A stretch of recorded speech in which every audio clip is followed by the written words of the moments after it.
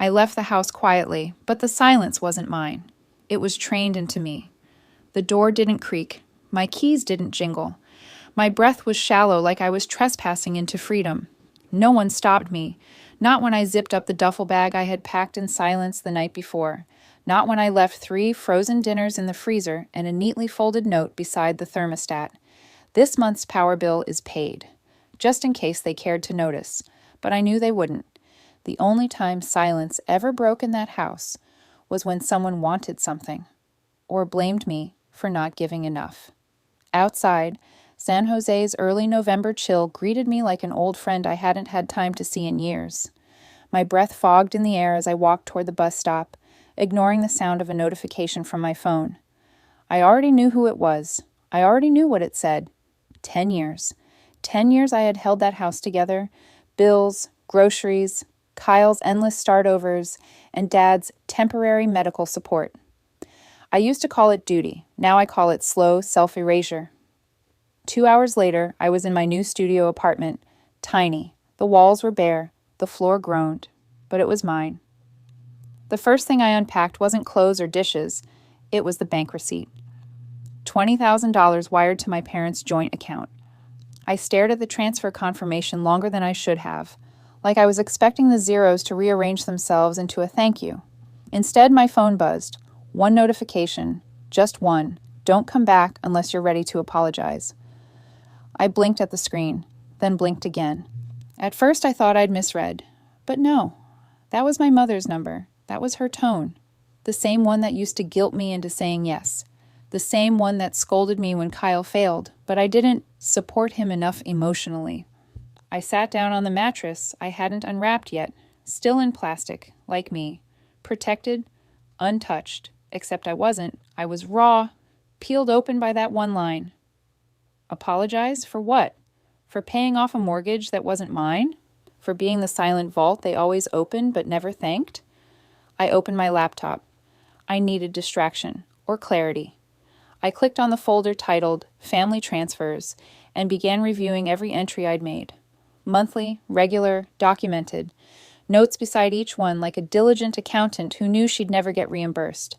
That night, I didn't sleep. Not because the new place was noisy. It was the quiet that haunted me. The kind of quiet that doesn't just sit in a room, it burrows. And for the first time, I realized I wasn't afraid of loneliness. I was afraid of peace because I'd never lived with it. The next morning, I made coffee with a single-serve French press I'd gotten from a yard sale. No one asked me to make breakfast for them. No one complained the toast was too burnt or the eggs too runny. I drank in that silence like it was oxygen. My phone vibrated again around noon. Not a call. A group text from my mother, my father, and Kyle. When are you sending next month's? We're behind again. Behind again. Not even a thank you for the $20,000. Not even a, how's your new place? I didn't reply. But I started something new. I picked up my old notebook, the one I used for budgeting, and I wrote down 3 words at the top of the page. This ends now. Then I wrote, date transferred. November 2nd, 2023, $20,000, mortgage payoff request, verbal, received by Linda Miller, Henry Miller, joint account. Response received, don't come back unless you're ready to apologize. That was the moment I realized I wasn't keeping track for them anymore. I was keeping track for me. I stared at her message, then I started the countdown. Love shouldn't feel like a noose you tie around your own neck. The apartment still smelled faintly of someone else's life. Not unpleasant, just unfamiliar, like a stranger's breath on a borrowed pillow. A week had passed since I left the house, and yet the scent of my mother's perfume still clung to the edges of my memory, just like the guilt she'd woven into every gesture of affection. I sat cross-legged on the floor, sorting through emails on my laptop, half listening to the clink of the radiator kicking in. I had no couch, no rug, not even curtains yet, but I had a lock on the door that only I had the key to. That was worth more than a furnished house soaked in manipulation. The emails were nothing special. Work updates, billing notifications, but then I found one I didn't remember flagging. A thread from months ago. My mother had forwarded me Kyle's failed loan application with a single line beneath. Maybe if you loved your brother more, He wouldn't be in this mess. That was it. No greeting, no explanation, just a one-sentence bomb of guilt disguised as love. I closed the laptop and leaned my head back against the wall. The silence wrapped around me, soft and strange. Then, without warning, I found myself thinking about the day I got the Georgia State scholarship. I had walked into the kitchen, holding the acceptance letter like a trophy, breathless and smiling. My mother hadn't looked up from her crossword. "Couldn't you pick a school closer to home? Kyle might need the car," she'd said, circling the word sacrifice in blue ink. There it was again, that tightening thread around my neck. That afternoon, I met Andrew for coffee. He wasn't a close friend, not yet, but he was the kind of person who noticed things. Details, tone, silences. He worked 2 floors above me in the firm and had once helped me fix a spreadsheet error when I was too exhausted to see straight. He slid into the booth with his usual calm. "You look less exhausted, which is new." I smiled faintly. "I moved." "Yeah, heard something about that." He sipped his drink. "Actually, look, I wasn't going to say anything, but a few months ago your mom accidentally replied, all on one of your emails. She wrote something off." My spine straightened. "What do you mean?" He pulled out his phone and searched through his inbox. Found it weird enough to screenshot. He turned the screen toward me. The message was simple. "She doesn't understand loyalty. She needs to grow up and serve this family." I stared at it. My heart didn't race. It dropped, like lead in water. "She sent that to a dozen staff," Andrew added, voice low. No one responded, but we saw. The first thing I felt wasn't embarrassment. It was clarity. Cold, cutting clarity. Back in my apartment, I sat by the window, watching shadows stretch across the floor like lazy memories. The weight of everything I'd overlooked started stacking in my chest. Little manipulations, emotional leashes, masked as motherly love. Then the phone rang. Her name blinked on the screen. Mom. Again. I stared at it. This time my fingers didn't tremble. I picked up the phone, slid my thumb over the voice memo app, and hit record. "Hi, Mom." "Oh, thank God." "Emily, sweetie, listen. We're in a bit of a situation. The heater broke and Kyle's room is freezing. He's got that sensitive chest, you know. We were wondering if you could help out. Just this once. I mean, after everything, you're still part of this family, right?" Every word felt rehearsed, polished, syrupy. I didn't interrupt. I didn't agree. I didn't even breathe too loud. When she paused to wait for my guilt to fill the silence, I stayed still. My thumb hovered, then pressed firmly one more time. I clicked record before I said a word. Some debts are paid in silence, others are never acknowledged at all. The recording played again, softer this time, like a ghost whispering through my earbuds. I sat at my desk, the office too bright for the kind of ache vibrating in my chest. Fluorescent lights hummed overhead. My fingers were cold. The radiator hissed but did nothing to warm me. "You owe us everything," my mother's voice echoed, tinny and sharp. "We made you." I paused the recording and stared at the screen. It wasn't rage I felt, not anymore. It was the weight of every thankless dollar I'd sent, every sacrifice I'd convinced myself was love. It was the realization that maybe I wasn't their daughter so much as I was their investment, and the kind that wasn't performing well enough. The spreadsheet was already open on my screen. Rows and rows of dates, amounts, payment notes, mortgage, utilities, dental work. Kyle's online courses. I cross-referenced everything, line by line. Every transaction I'd made over the last 2 years was neatly logged in both my personal finance notebook and this document. But something wasn't right. There were no confirmation emails, no bank statements from them. I'd just trusted, like a fool. I clicked into the family's joint account portal, still bookmarked from back when I monitored things on their behalf. The login still worked. That alone should have raised a red flag. No recent mortgage payments. None. The last one processed was in August, 3 months ago. My stomach dropped. $20,000 transferred in early November. Nothing applied to the loan. The account balance hovered just above $400. I reached for my phone, pulse ticking in my ears, and called the mortgage lender. After the usual verification dance, the representative's voice turned clinical. Yes, Ms. Miller, the account is currently in pre-foreclosure. The last full payment was received August 12th. No further activity has been registered for mortgage obligations since then. I leaned back in my chair, the plastic armrest digging into my ribs. My breath caught somewhere halfway between disbelief and something uglier. So where did the money go? I didn't ask aloud. I didn't need to. I already knew. And yet I wanted to hear it from someone else. I needed someone real, someone outside of me, to witness this betrayal. I texted Andrew, "Can you stop by my desk?" 5 minutes later, he appeared, holding 2 coffees and raising a brow. "You look like you just uncovered a crime scene." Maybe I did. I turned my monitor toward him and walked him through it. Payment dates, missing mortgage logs, the balance. His expression didn't change much, but I saw the way his jaw tightened. "They just took it," I said, barely above a whisper. "Yeah," he replied evenly. "They did."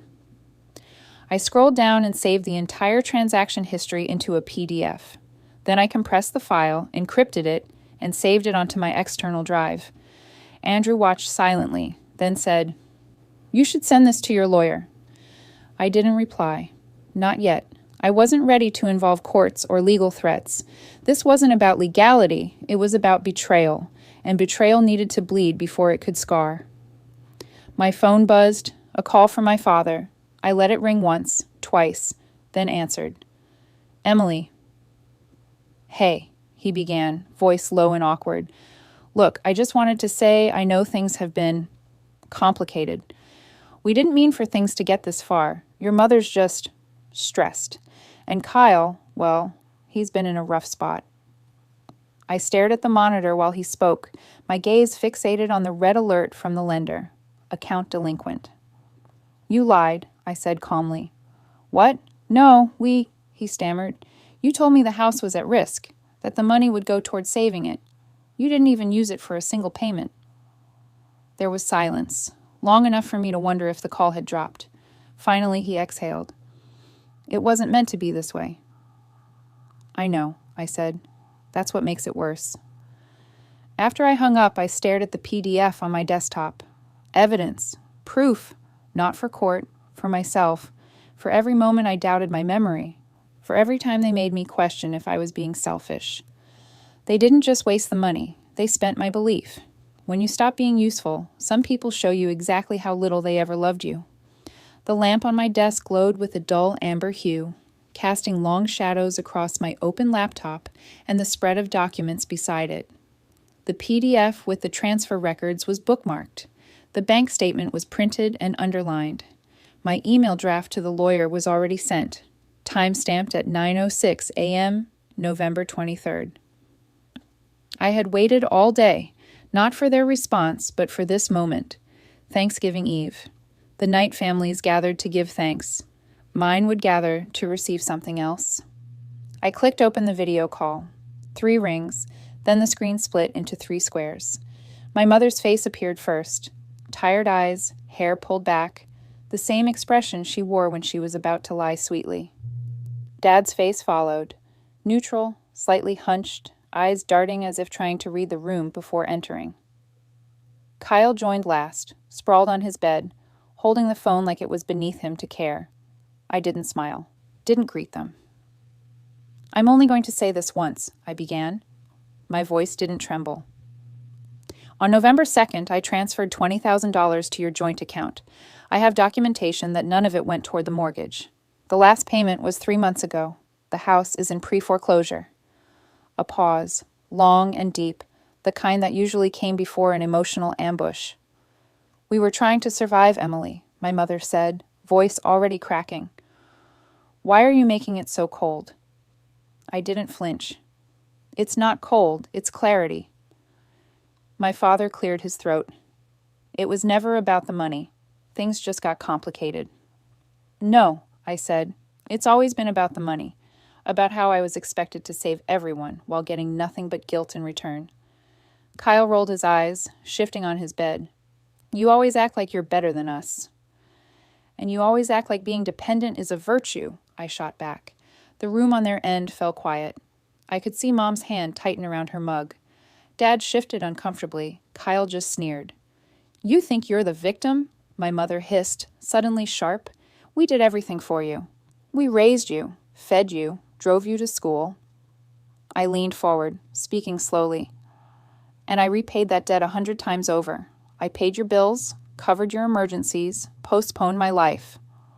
"Don't twist it," she snapped. "We only asked because we needed you." "No," I said, voice cutting. "You asked because you never believed I could say no." She opened her mouth again, but I raised a hand. "Enough." I looked at each face, one by one. "This isn't about money anymore. It's about respect, and none of you had it." My father exhaled like someone trying to deflate an argument, not respond to it. "Emily, maybe we just misunderstood. It got out of hand, but we're still family." I nodded. "We are, which is why I'm giving you this last courtesy." They watched, silent, waiting for the punchline. "I sent the lawyer the papers this morning. You'll get the official removal notice by Monday." Peace feels awkward at first, like a language you once knew but forgot how to speak. I woke up to sunlight sliding gently across the wooden floor, the kind of morning that didn't demand anything from me. No voices in the hallway, no clanging of dishes I didn't dirty, just the soft, steady hum of quiet. In the kitchen, I poured hot water into the French press and watched the coffee bloom. My phone buzzed once on the counter. I didn't pick it up. I already knew the sender. Instead, I opened the window and let the breeze in. It smelled like burnt leaves and cinnamon. Autumn's last breath. I sat at the table, hands wrapped around the mug, and stared into the steam as if it might show me what came next. That kind of silence should have felt like victory. Instead, it felt unfamiliar, like trying on someone else's shoes and pretending they'd always belonged to you. Later that afternoon, Andrew texted, "Gallery at 5? No pressure. Might be good for you." I didn't reply. I just showed up. The space was small but well lit. Sunlight poured through the tall windows, bouncing off white walls and canvases. People stood in quiet clusters, speaking in tones so soft they seemed afraid to disturb the stillness. I wandered past textured abstracts and ink portraits, letting my mind float without resistance. Then I saw it. A canvas hung in the far corner, muted colors, rough brush strokes, and in the center, a plate. Empty. Stark. Framed by a table that faded into nothingness. It was titled The Empty Plate. I didn't need an explanation. Andrew appeared beside me, his voice barely above a whisper. "It's not about hunger," he said. "It's about being tired of serving." I nodded, throat tight. "You don't have to be full to stop feeding others," he added. I turned to look at him, and for the first time in what felt like months, I smiled. Not because I was happy, but because someone finally understood. We didn't talk more than that. He moved on, and I stayed in front of that painting a while longer. It mirrored back a version of me I didn't recognize, yet knew too well. On the walk home, the wind picked up, chasing dry leaves and spirals around my boots. The streets were quiet. Everyone inside, probably prepping turkeys and folding napkins. My apartment was dim when I got back. I turned on one lamp, made a cup of tea, and sat at the kitchen table again. 3 missed calls blinked on my screen. All from my mother. I stared at them for a while. The old instinct itched at me, to call back, to soothe, to surrender. But I didn't. I placed the phone face down, exhaled, and felt the tension leave my shoulders like steam from the mug. I didn't answer. And for once, silence didn't feel like guilt. It felt like grace. I wrote a reply, then I erased it. The message sat on my screen like a bruise that refused to fade. "We lost the house. I hope you're happy." No greeting, no context, just blame, thrown like a stone through my window. I stared at it for a long time. The cursor blinked beneath my draft reply, taunting me. My fingers hovered over the keys, ready to type everything I'd held back for months. I wanted to say it all. The numbers, the receipts, the silence, the lies. I wanted to remind her of every dollar sent, every call unanswered unless it involved a demand. I wanted to defend the version of me, that still sometimes wondered if she was cruel, but I didn't. I backspaced, word by word, line by line. I erased the entire reply until the screen was blank again. Not out of surrender, not out of fear, out of peace. I closed the laptop and pushed it aside. The kitchen was filled with soft light, the kind that filtered through blinds and carried the scent of pine. A small Christmas tree stood by the window, bare, except for a single string of lights and a star I'd folded out of an old train ticket. It was the first tree I'd put up for myself. The apartment was quiet. No phone calls, no emergencies, no voices layering guilt on top of obligation. I stood up, padded barefoot across the wooden floor, and opened the window. The breeze smelled of frost and chimney smoke. Somewhere below, a child's laugh echoed from the courtyard. The kettle whistled. I poured hot water into a ceramic mug, the same one I'd used since college, and dropped in a bag of peppermint tea. Steam rose, curling around my face, wrapping me in something warm and unspoken. My phone buzzed again. I didn't look. Instead, I reached for the envelope I'd been hiding in the back of a drawer. Inside was the printed declaration from my lawyer, formally removing me from any financial liability tied to the Miller household. I'd signed it 2 weeks ago. No reply ever came. They had already lost the house, but I had already found something, myself. A soft knock at the door startled me.